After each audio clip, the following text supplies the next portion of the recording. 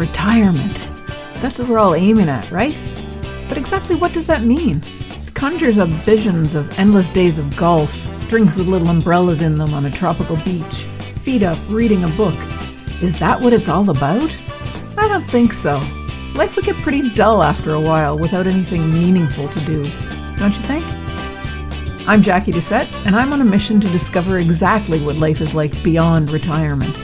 Join me while I chat with people who've already done it, who've retired to something rather than from something.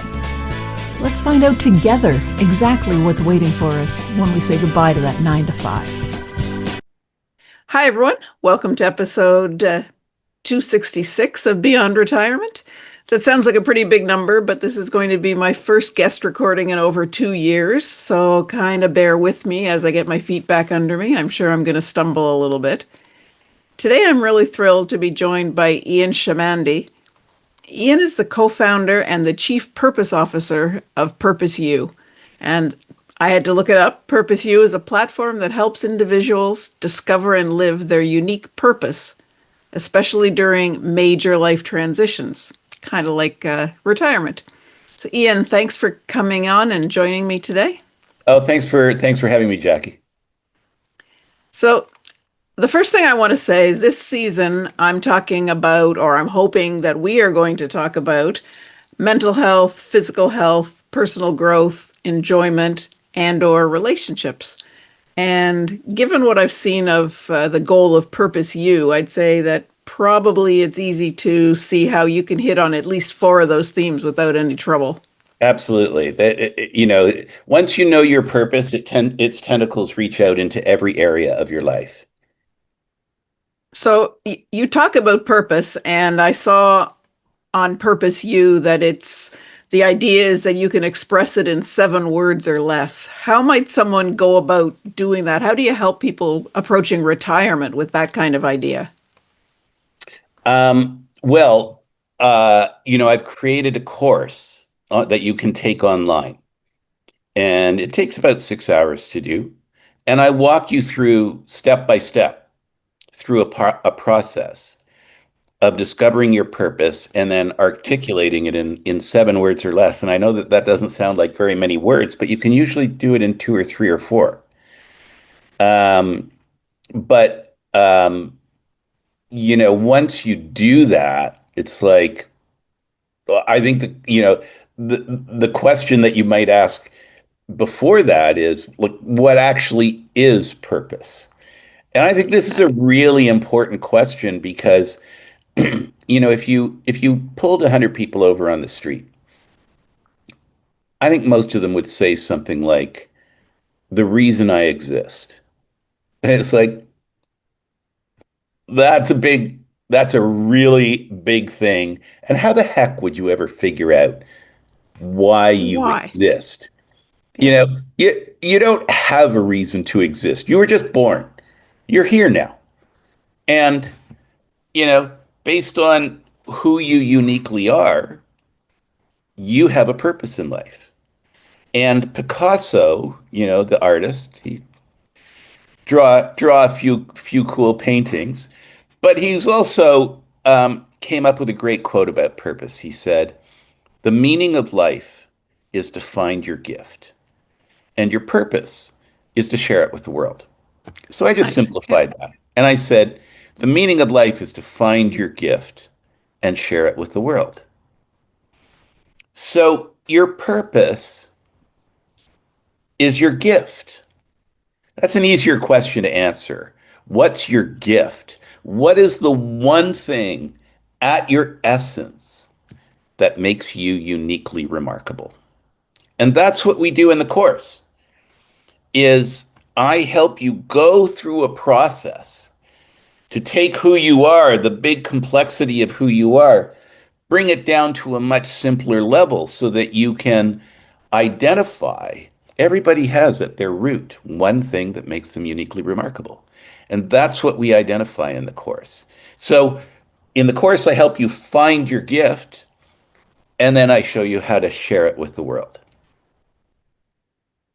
It's a big goal for your course, I think, because I think a lot of people would go into it thinking, I don't have anything. There's nothing uniquely special about me. I'm just me.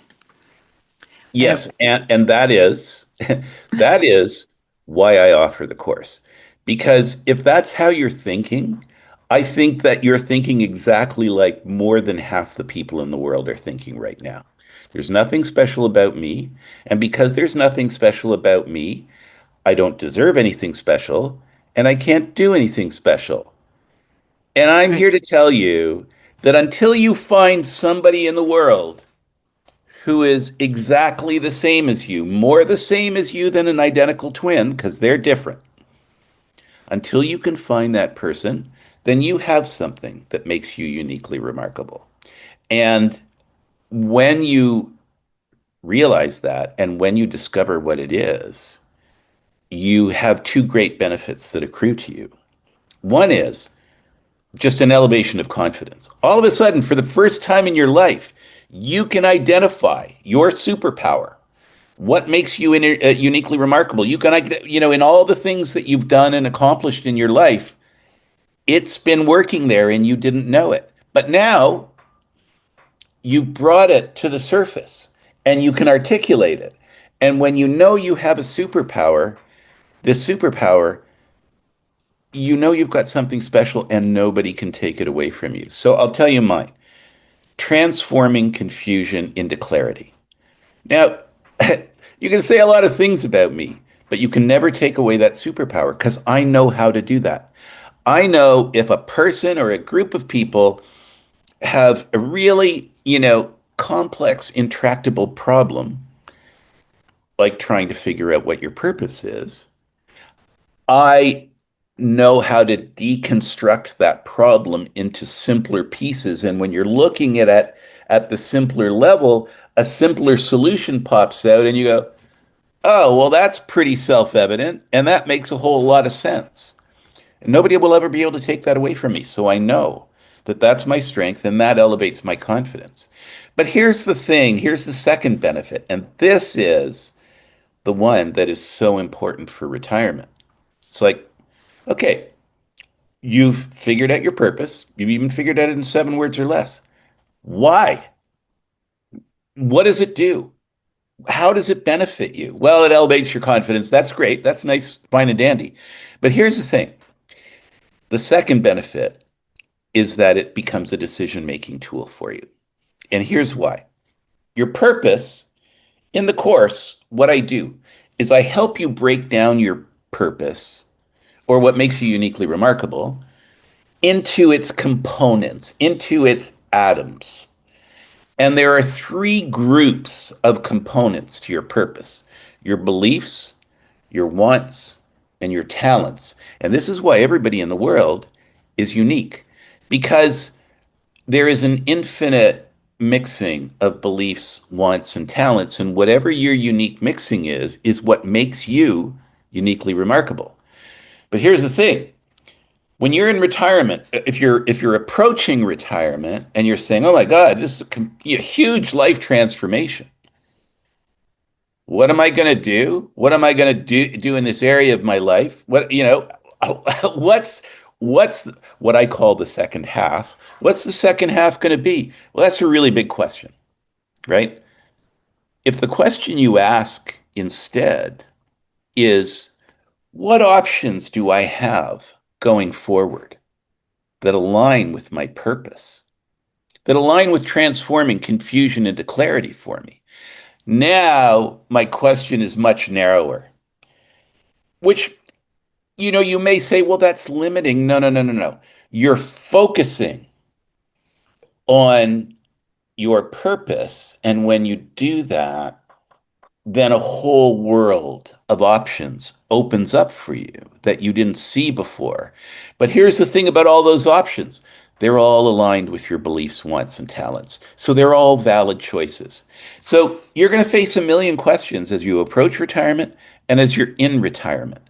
And if you have a decision-making tool that makes all those decisions easier for you and that guarantees that the decisions that you make that are aligned with your purpose are also aligned with your beliefs, wants, and talents, which is why they feel so right and make such logical sense, then it's going to be way easier for you to make decisions for yourself about what you're going to do. Sorry, that was a bit of a long monologue. No, that was great. That was excellent, and you answered a whole bunch of questions. Okay. So for Joe Smith on the street who is approaching retirement, he's been doing his job thinking, this is what I do, this is what I'm good at, this is kind of my purpose in life, is whatever my profession happens to be.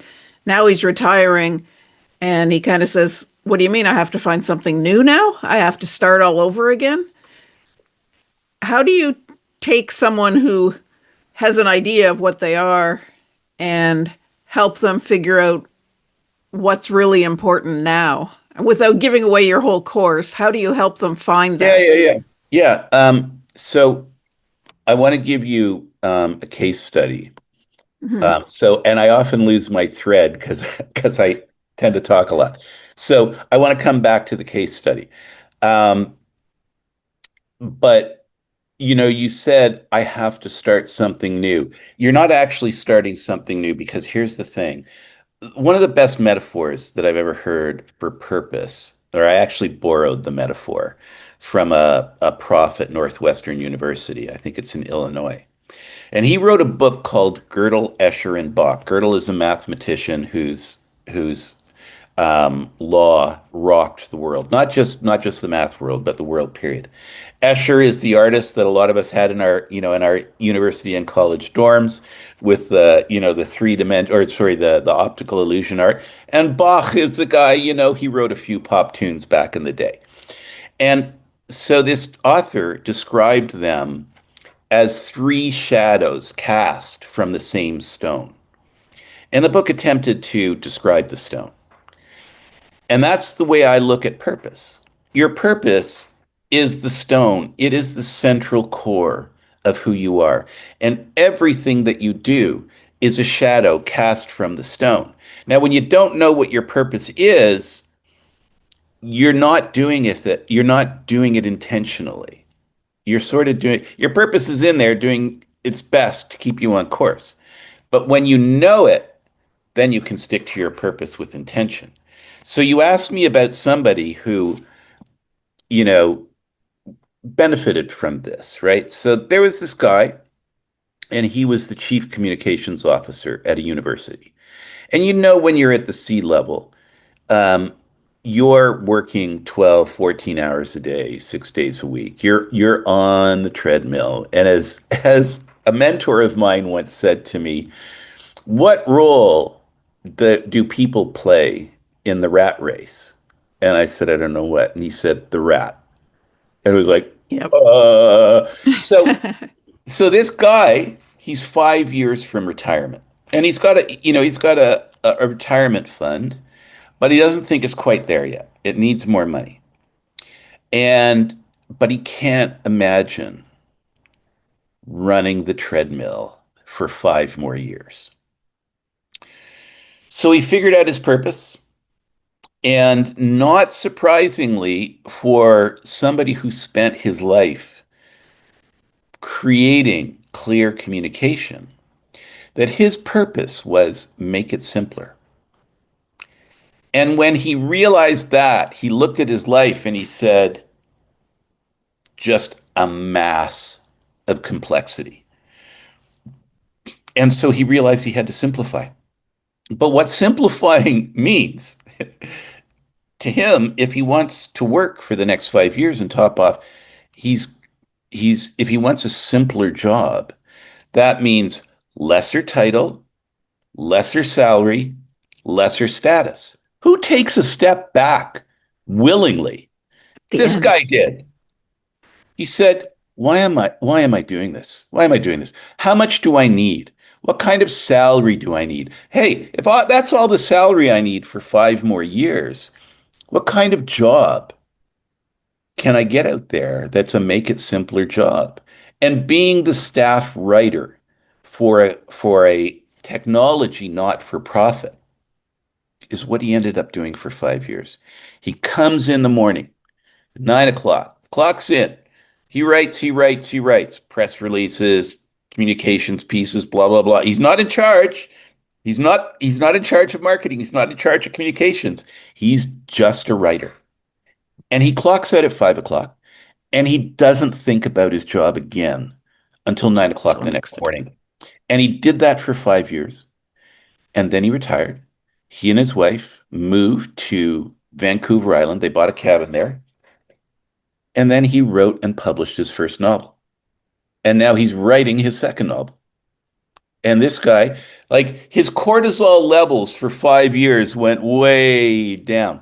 But how do you give yourself permission to take that big step back to get what you really wanted? And what he really wanted that those last 5 years was a low stress writing job.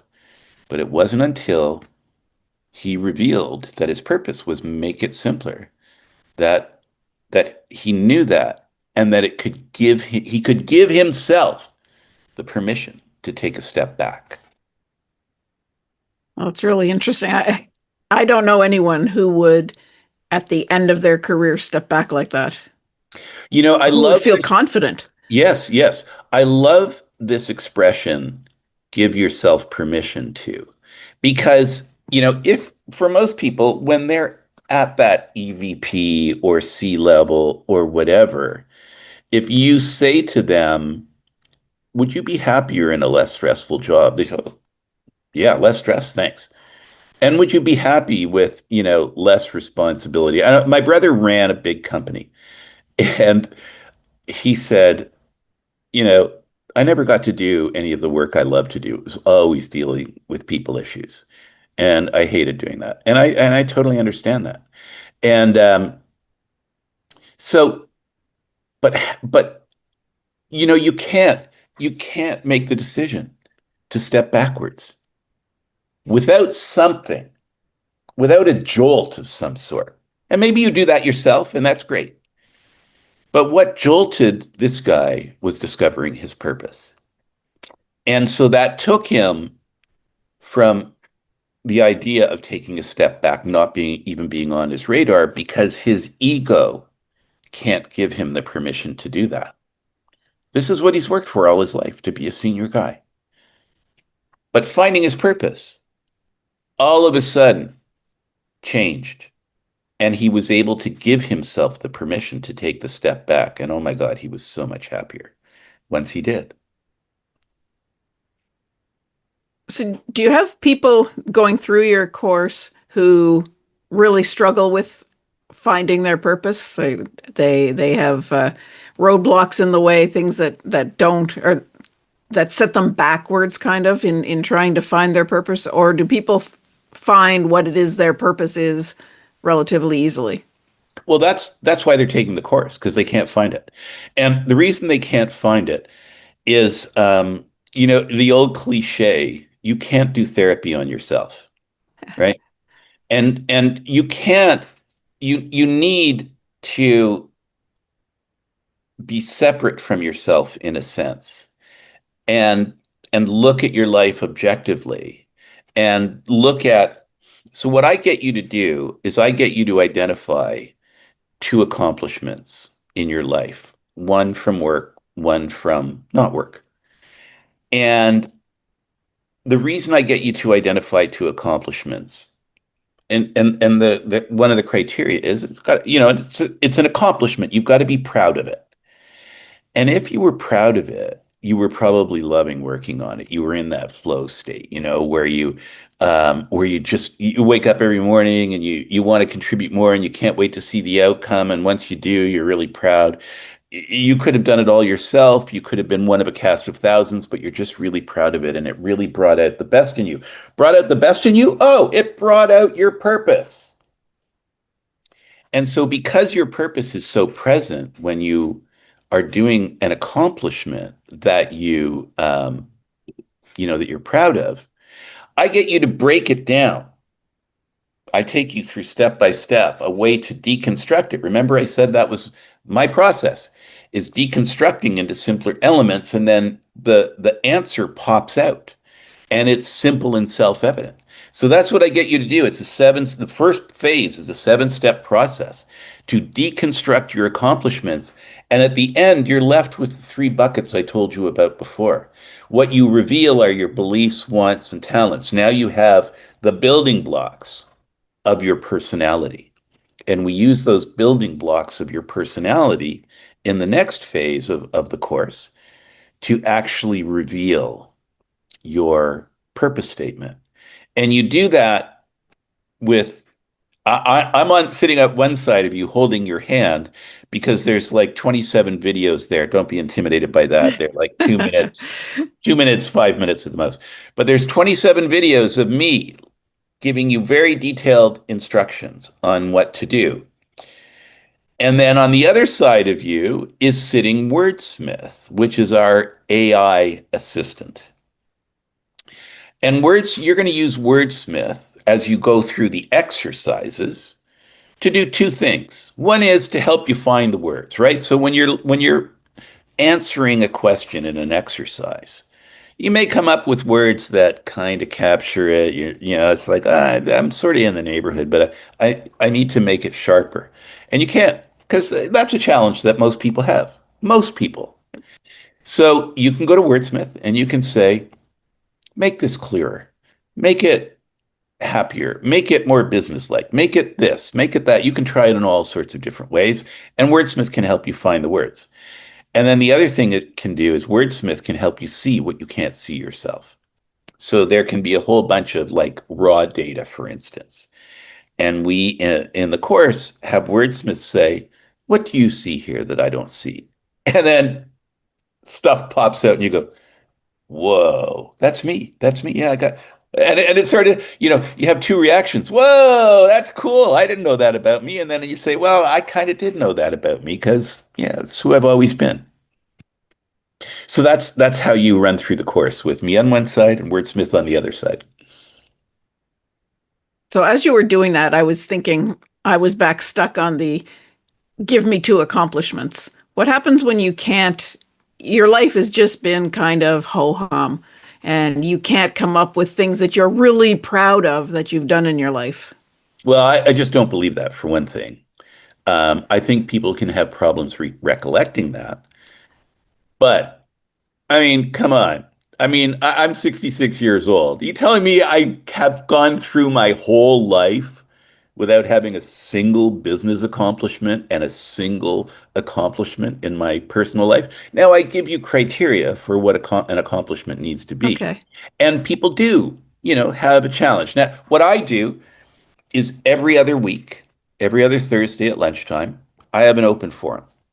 And any people taking the course can join me and I answer questions.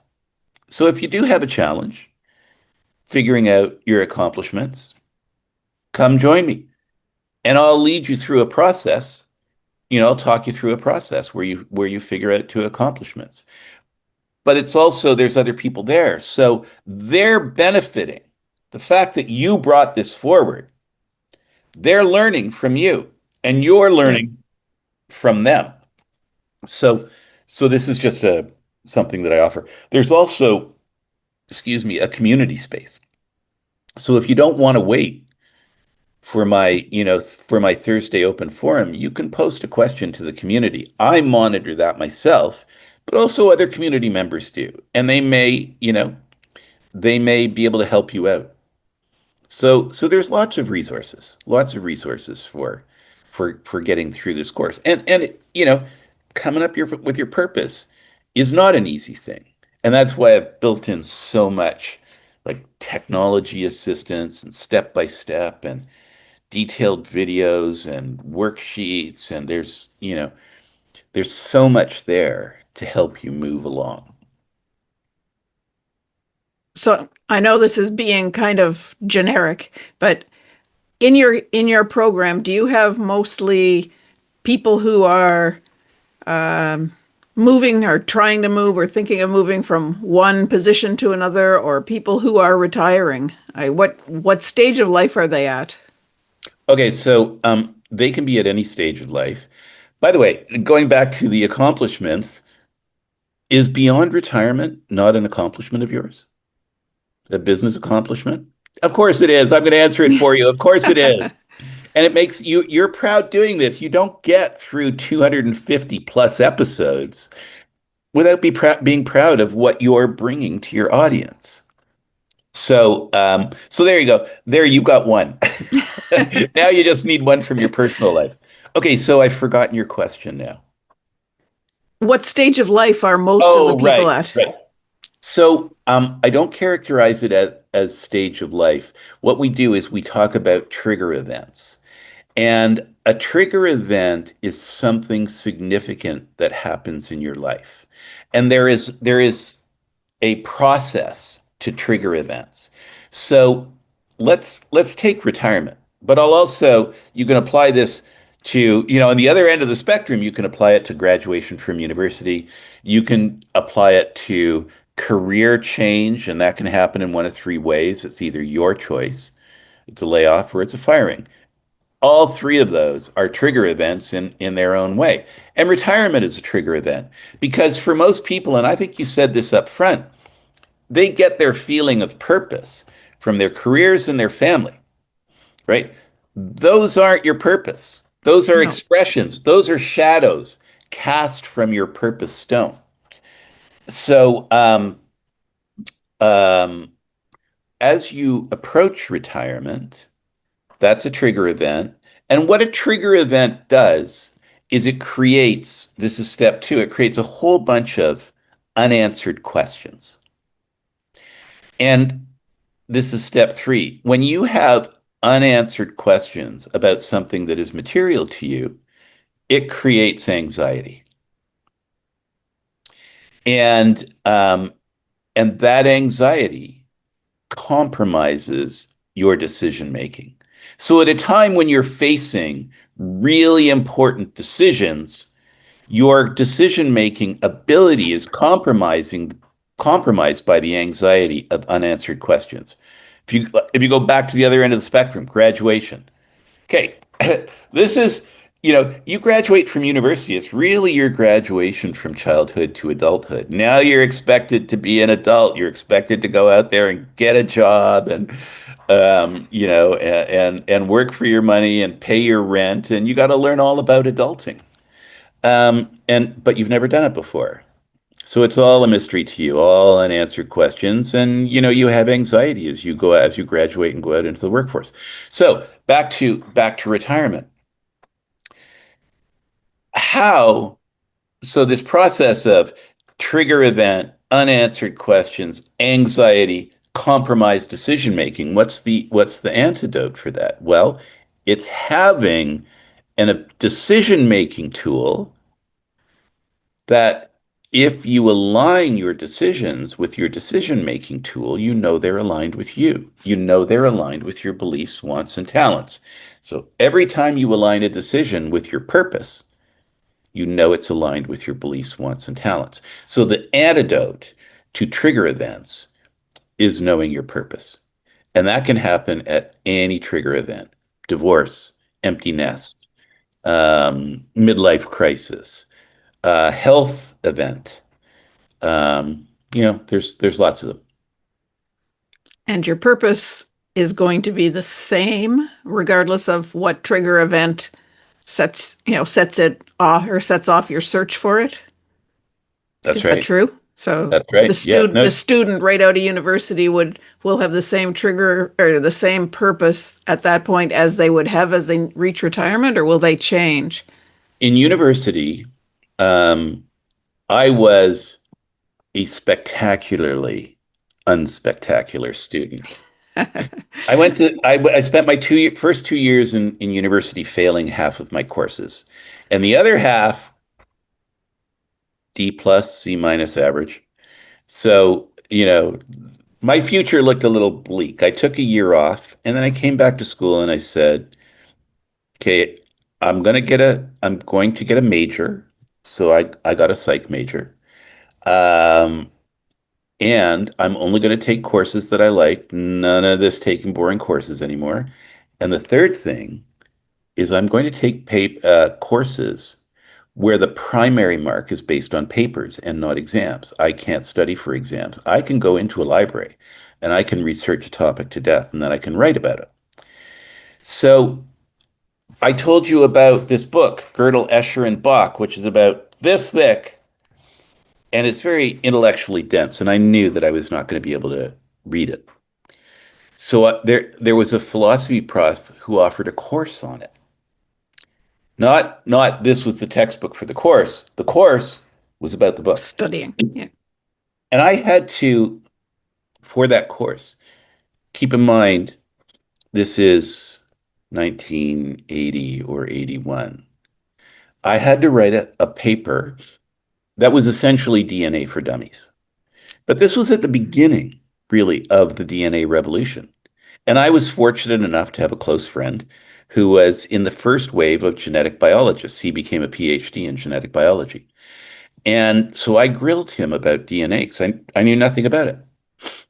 And then what I did is I took all of his, what do you mean by that? Bruce, what the heck? And, and I had to synthesize it. And then I wrote DNA for Dummies. It wasn't titled that. But what I did is I used like a regional geographic metaphor. There's the big city. There are the smaller cities around it. The head office is in the big city. That's where the instructions are, the DNA. But the manufacturing plants are in the cities around the provinces. That's where the proteins are made. And how did the manufacturing instructions get from head office out to the branch plants? Well, there's a type of DNA called messenger DNA that carries the instruction, and then there's another type of DNA called transfer DNA, and those are the trucks that drive the messenger DNA from head office out to the plants and deliver the message, deliver the instructions for the plants to produce proteins that, produce fingers and eyes and, stuff like that. I was doing transforming confusion into clarity in university. Transforming confusion, when I went back and I became an A student because I was only writing papers, but all those papers were about transforming confusion into clarity. Transforming confusion into clarity, which is what salvaged my university career and allowed me to get out of there with a degree.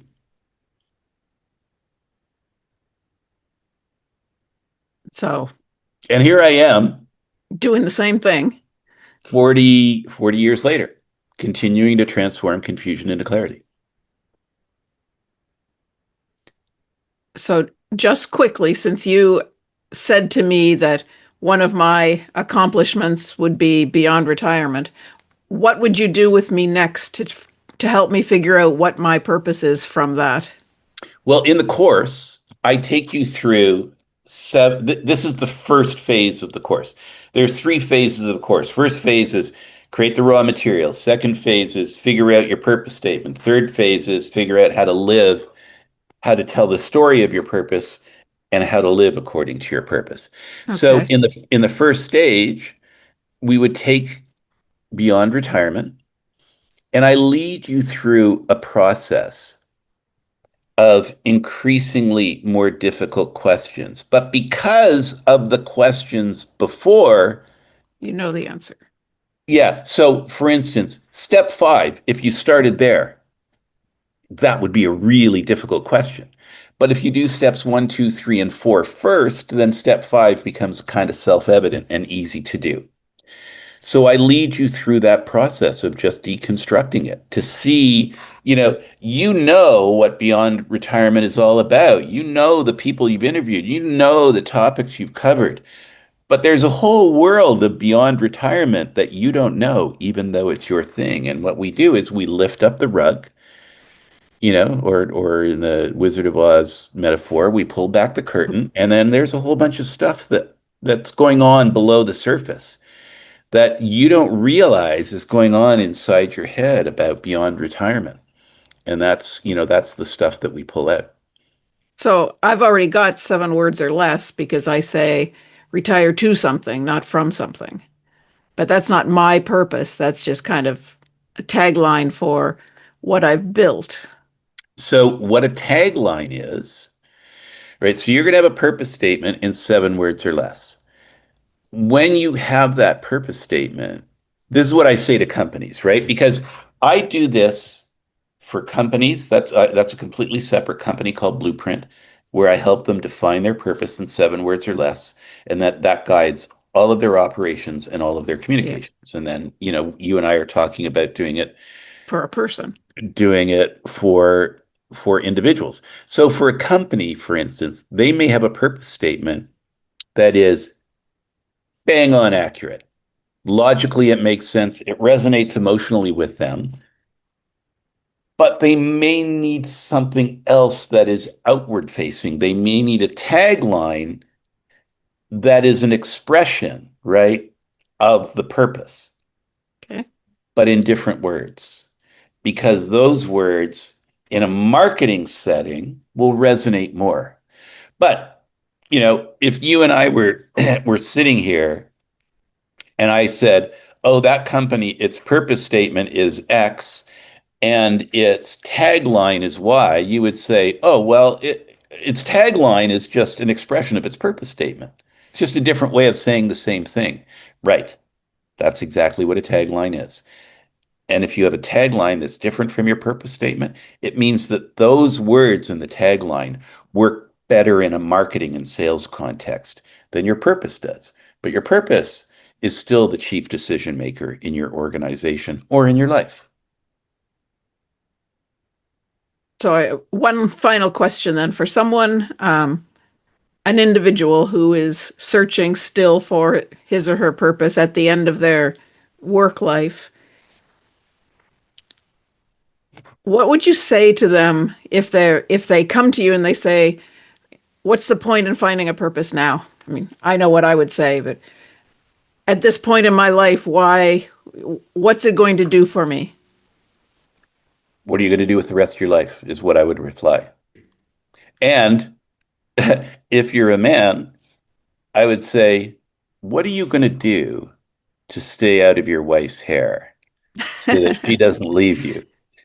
But there's another aspect of this too, because as you approach retirement or when you're early in retirement, you've got to make a lot of important financial decisions. And if you have an investment advisor, your investment advisor, what's the acronym? Know your client, KYC, right? That's all. Those are all. Everybody in the investment advisor business, know your client, and they've all got a process for knowing their client. When you can tell your investment advisor what your purpose is, what you're using to make decisions going forward, now the two of you have become teammates in your purpose. You have invited your investment advisor into your purpose, into the big tent of your purpose, right? Notice that my purpose does not say, I transform confusion into clarity. I don't own transforming confusion into clarity. It's just what I have a skill for and what I'm committed to. But you can be a part of it too, right? So as an investment advisor, I want you to know my purpose and be a part of my purpose, because one of the things you can do is you can figure out stuff just knowing my purpose. Or you can call me on decisions that I'm making. You can say, "Hey, Ian, that's not aligned with your purpose." Here is a trick when I'm talking to an investment advisor and I say, if you know your client's purpose, here's what you do. You put it in ChatGPT. You say, I am an investment advisor. This is my client's purpose. I need to know as much about my client as possible. Give me 20 questions to ask my client about their life that are based on their purpose.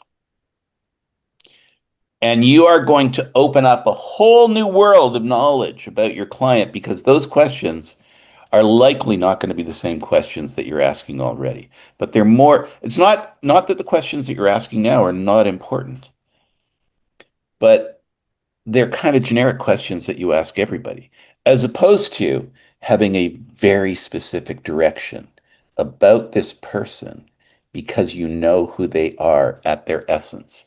You know that I am about transforming confusion into clarity. What are 20 questions I can ask Ian about transforming, about his future and his financial needs that are all aligned with transforming confusion into clarity. That's a great way to get to know me. It Yeah, raises know your client up to a, a whole different level. Yeah. 2.0. So again, I know what the answer is going to be to this question, but what would you say to someone who's struggling with how to move forward in their retirement right now? Just to give them the logical first step, what would you tell them? Well, my answer is going to be very self-serving, right? Of course. Because it's going to be figure out your purpose and go to purposeu.ai. So that's Purpose University, but it's sort of Purpose U, letter U, dot AI, and sign up for the course and take it. And that will change your life. You will feel like so I had a guy who did the course in August, and he wrote me and he said, when my purpose statement popped out, all of a sudden my whole life just came into context. I understood what I had done in the past to get here and why I had done it, and I understand where I'm going. And now I feel like I have clarity. It's like the veil lifted and the fog cleared, and I have clarity about who I am and where I'm going, and the things that I don't know yet, I know I'm going to be able to figure out because I just have to ask the question, what option best aligns with my purpose? Perfect. Thank you very much, Ian. I've Oh, really it's enjoyed this. I think it's been a fantastic learning experience because I tell people all the time, figure out what your why is, what your purpose is, why are you doing that today? And you take it to the very core. Can I explain to you the difference between your why and Why your and your purpose. purpose? Yep. Yeah. So for those who don't know, your why is a creation of Simon Sinek. I think he's a prophet. He might be at Harvard or um, but it's a brilliant concept.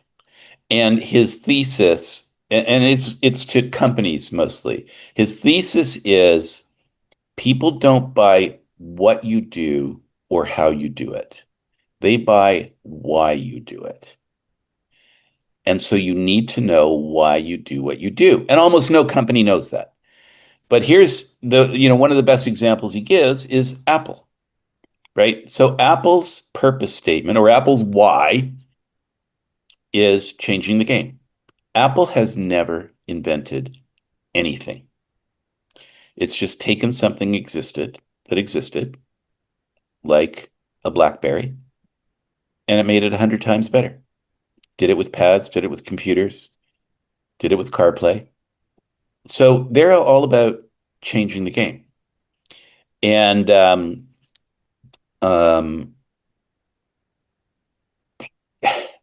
forgot the question again, Jackie. It was the why or the purpose. I was just, Oh, right. So your why is why you do what you do, and his thesis is that the primary reason people buy Apple is because they buy into changing the game.